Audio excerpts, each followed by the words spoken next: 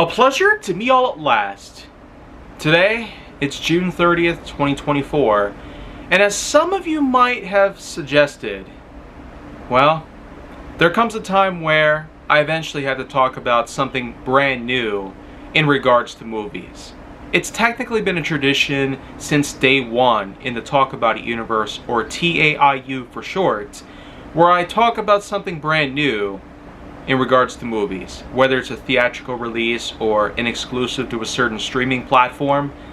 I've made it a condition where decimal points in episodic numbers, like 33.5 or 61.5, those are the generalized indications that I put together regarding new films. And over the years, I have in fact managed to watch a lot of new movies. A lot of the new work I've managed to get with some good money put together has allowed for me to spend a little bit more time spending on various different things, whether it be long-term investments or it be a variety of different activities, such as going to the theaters once again. After all, since early 2022, I have managed to make this possible. But certainly we don't need to go back to that point in time where they weren't really around, but hey, at least streaming platforms more than made up for it. Anyways though, a June 2024 movie had just come out a couple of days ago, and I have actually been among the first to be able to watch it. This movie in particular is A Quiet Place Day One, the third film in the A Quiet Place franchise, all made possible by John Krasinski, the man whom created one of the greatest unlikely successes in film history.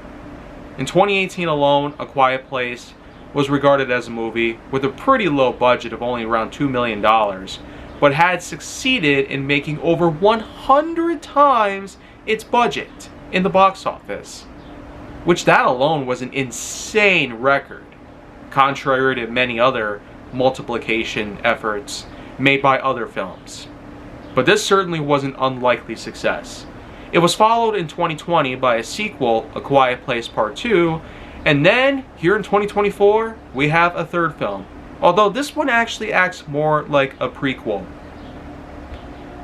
If you don't already know about me, then well, I might as well let you in on the secret. I'm actually a complete sucker for origin stories. I have been going hammy on all sorts of different stories regarding the origins of various characters. I've talked a bit about the New Mutants, I've talked about Leatherface, and I've certainly talked about the origins of many iconic fiction and non-fiction characters. But in this regard, this certainly is a great thing to try out, to explore what was it like before the days where everything went silent. Well, in this regard, the movie basically starts off with, believe it or not, a small message by the one and only Lupita Nyong'o, whom I hope I pronounced it right, by the way. She gives us an explicit message saying to be quiet, and appropriately so, because this is a movie centering about an apocalyptic life where everybody's living in fear. More specifically, a new breed of super being has invaded the planet. A series of creatures, the likes that even the Demogorgons from Stranger Things would have to answer to. After all, Krasinski himself was technically by any means inspired by the superiority of Demogorgon monsters that inhabited the world of Stranger Things, especially the realm known as the Upside Down. And so, a lot of his monsters were centered around a majority of designs that were made possible through those days. But in any case though, he executed one unique idea that certainly turned into a hit franchise. And with an origin story, it more than spoke to me. But in any case though, what we have here is a movie that centers around New York City. A piece of text appears on the screen telling us that an average of 90 decibels is audible throughout the entire city. And it's supposedly enough as the average human scream that is generated through fear and terror. So right off the bat, we're certainly given a good notice as to what kind of tone this plays out on, and more so, what are we to expect when things eventually kick off. In any case though, the movie centers around a girl by the name of Sam. She apparently is living at the Hospice facility, which is a type of hospital in a way, or I guess some sort of clinic, relative to that of most institutions. She's basically there taking patches of fentanyl, supposedly for certain addiction that had taken place. It's not exactly explained as to what had happened before all this happened, but eventually we do get to realize why she needs these types of medications. She also has herself a cat whom she basically keeps around as a form of comfort for herself. And basically the way that she's introduced in this movie is insane. Almost funny in a way. She in fact writes a poem for a group of people that's around her, mainly elderly beings. Her nurse friend basically applauds to her, claiming that she did a good job writing that whole thing. And while it is unfinished, of course, there were tons of obscenities within it, which somehow he let slip by. But I guess it's just for the matter that she's had issues throughout her life. This is yet another thing that's not exactly explained at the moment. But as we delve further into the film's plot, both the medications and her issues revolving around people as of today eventually are explained. But yet, that's all interrupted when, believe it or not, a trip to the city to watch a show about some marionette acting ends with a series of meteor showers along the entire city of New York. One ends up crashing near her bus, but oh boy, even when she wakes up after being knocked out by that meteor, the whole cloud of dust obscures everything that she would have thought was possible. People begin screaming and running and disappearing left and right, and eventually an explosion causes her to get knocked out again. But this time, she ends up waking up in a different location, where apparently she's not even allowed to speak. Other locals that are within this building in particular, which is the same theater that, believe it or not, she was just in before she tried to go get pizza from her favorite parlor down the street. Yeah, she basically wanted that pizza so bad before she returned to the institution. But the thing is, before going to the Hospice, they were kind of running out of time, especially given the fact that she had actually left during the show to go to a gas station nearby. But amongst all that, she wakes up in a completely different era that had just formed, all because of some simple natural phenomenon that took place. It's an unexplained thing, apparently. But the main thing is that they are explicitly told, even by government officials hovering above them in their helicopters, to never make a sound and stay out of sight. So right off the bat, we are certainly given the same old treatment as what we've seen before with the other films. But this is basically, it's almost like they knew that these creatures had super sensitive hearing. And fun fact, these creatures in particular aren't exactly given names by all means, but I've always called them by the nickname Sensitivos due to their extremely sensitivity to the likes of loud noises. Even if something was as subtle as a small twig breaking or a small shard of glass breaking apart, they could hear it from miles away. So, Sensitivos, or Sensos, as I will call them for short. So, whether that name sticks around or not, it's up to you. But in any case, this is quite a big thing that has gone around, quite reminiscent of other apocalyptic events that we've seen before, even in real life, where we have to learn to adjust to the new circumstances. Even she came to a full understanding, despite having some social life issues over the past so uncertain amount of years. Because once again, we're never really given a thorough explanation on these things. In any case though, Eventually, bomber planes start coming around, blowing up the bridges. All of them that lead to the city of Manhattan. And all these bridges are completely cutting off the entirety of the threat as it is, since they discovered that the Sensos apparently can't swim. Yeah, so you could say that's their biggest weakness. Water. They can't swim in it, and they likely would die easily as a result of it.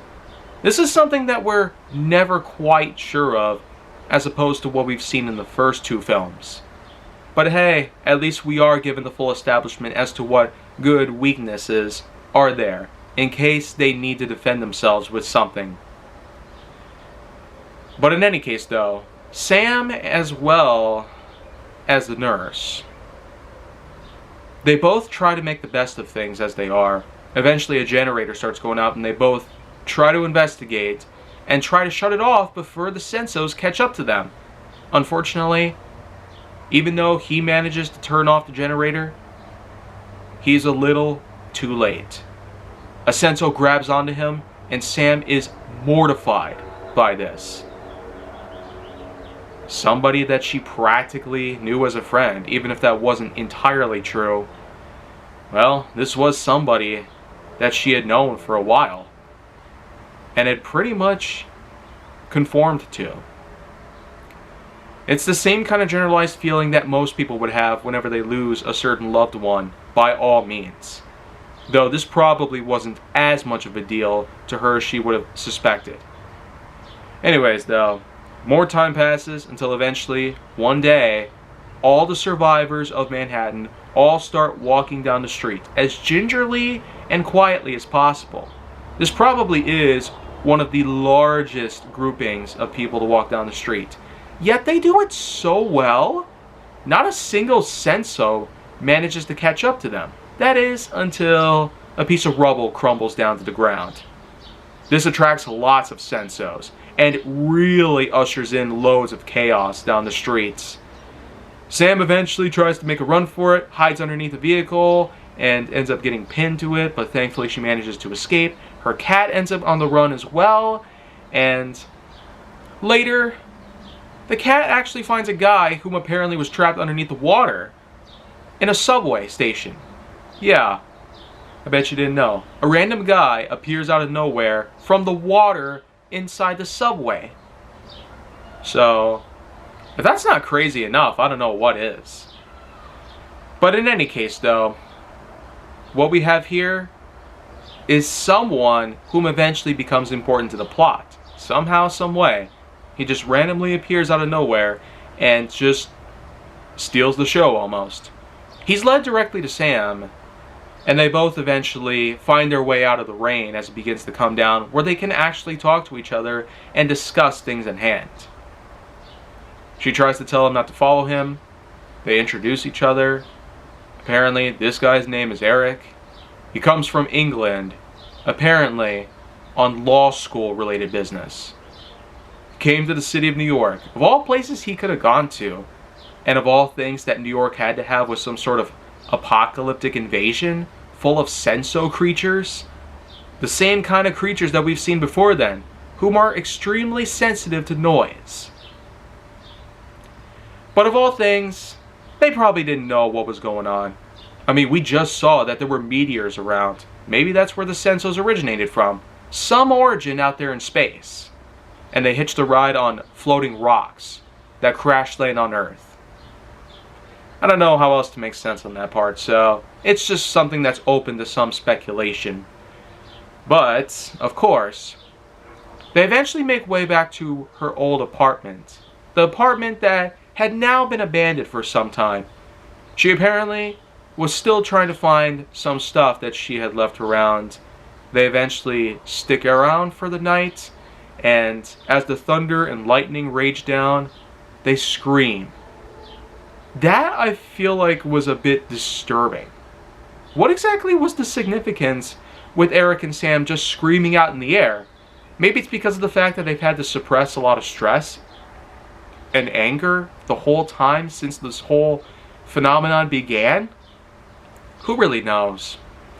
But anyways, as the morning unfolds, they eventually try to make their way to a safe haven and get to the waters where boats are waiting for them to evacuate from the city and escort them to hopefully a better place, far away from the threat of the Sensos.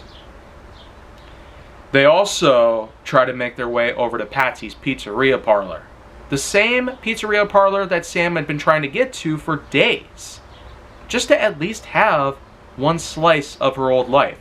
Because after all, she explained to him that the reason why she had had a lot of problems was because of her father, whom was a famous jazz musician back in the day. He played at a local bar, which was famous for jazz musicians of all sorts in the state of New York. And after his death, there was basically a novel that he had published, and she got to keep a copy for herself. So you could definitely see that this character has shared a lot of sentiment with her father over the years. But after his death, she's certainly fallen apart. And it's probably no wonder why she's had to rely on medications. Possibly because the likes of her muscles have actually been burning up. And so it's possible she had some sort of condition prior to using these medications. And even when she gets a hold of a fresh batch with Eric's help, eventually, when he and the cat start rumbling around a construction site, apparently is the home for some nesting grounds and eventual feeding grounds for the Sensos. Yeah, no joke. A bunch of them gather at this exact construction site, and he happens to be right there where they could find him and gobble him up, along with the cat. So, at least they make it out alive and back to Sam, where they basically tell her about what had happened through some text, of course, because speech is still prohibited in the city while Sensos are still around. But then, of course, there's the escape plan. They both try to get their way out to the water the next morning, and after loads of dilemma have taken place, some glass breaks, they enter a building occupied by a Shake Shack and a business. The Sensos follow them and chase them around. They end up smashing a car window to trigger the alarm to distract them. Yeah, and they make their way down to the subway. Thankfully, this part of the subway is not flooded. However, when they venture deeper into the tunnels, they find water. Lots of it. They basically use the water to their advantage, since after all, they were informed that the Sensos cannot swim. And so, the fact that a Senso is right above them on the ceiling, you would think the Senso would think twice before jumping into the water after them, but it just does that. Thankfully, the current manages to help Sam, Eric, and the cat escape, while the Senso ends up getting killed by zapping them with a flashlight. Yeah. And once they manage to get out, they find their way near the pier. The very same pier which is crawling with Sensos. Likely because one of the boats that had picked up a lot of the survivors that were running on the streets earlier was still circling around, hoping to find more people before it could make its full run to the mainland. And well, it just so happens that some of the survivors, including Digimon Hunso, whom also I could be pronouncing wrong, he happens to find Sam and Eric standing right there on the other end, right near the pier. Sam makes a run, smashing windows to distract the Sensos, while Eric and the cat run out to the pier. They get out there, the Sensos end up following them, and then they both jump into the water. Yeah, and the Sensos just watch him swim to the boat, while Sam just stands there, triumphant and happy that her cat and Eric, a new person in her life whom she practically made a good friend with in that short time, are now safe and free from all harm. So, yeah. Sam is basically just there now, in the city of Manhattan, possibly on the bound to get herself chomped up by the Sensos. But before that happens, we're given a somber and heartwarming note that Eric is to take care of her cat and don't feed him too much, because otherwise he'll get fat. While she just walks down the street with her iPod and some of her father's old tunes that he had made prior to his death. And from that, we have ourselves an origin that surely did follow a lot of our expectations. It gave us a precise note as to when to properly kick off the franchise, and more importantly, to help intertwine the likes of both this film and the first film from 2018. And I'd say it does deserve itself a good ranking for all that's considered. 7.6 out of 10.1 is my overall scoring for this bad dog, and I sure do hope to have more new films to cover, as, well, this summer we are bound to be loaded with some new hits. I hear Horizon and American Saga Parts 1 and 2, Twisters, and a few other unique pieces will pretty much be on the bound at some point throughout the rest of the year.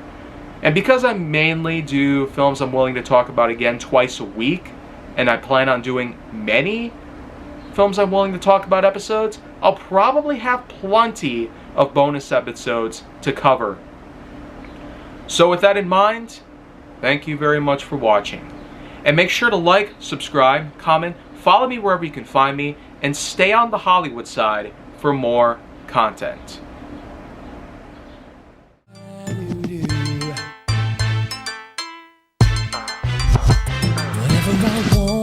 Whatever I want, I usually get. And I'm thinking I want you, but I don't have you yet. I ain't got no tricks to be playing on you.